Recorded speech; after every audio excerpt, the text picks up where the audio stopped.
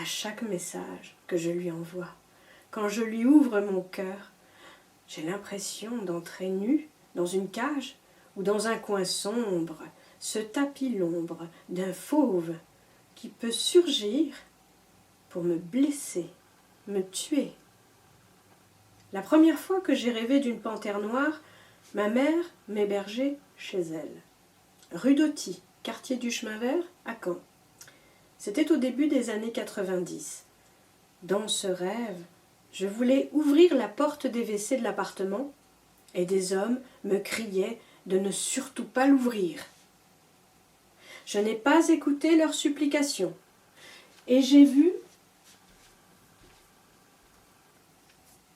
cette belle créature, couleur d'encre noire, allongée sur un trône, allaitant ses petits.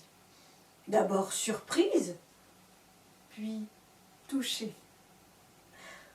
Je me suis sentie révoltée qu'elle soit recluse dans un endroit aussi petit et inconfortable. Alors, j'ai laissé la porte ouverte pour que cette maman féline puisse se dégourdir les pattes. Elle m'a regardée avec des yeux couleur de soleil.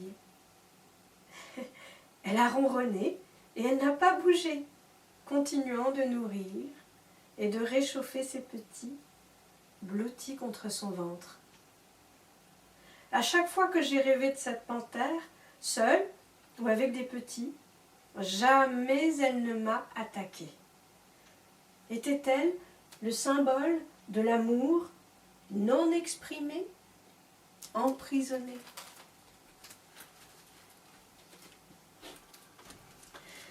J'envoie des mots doux à celui que j'aime.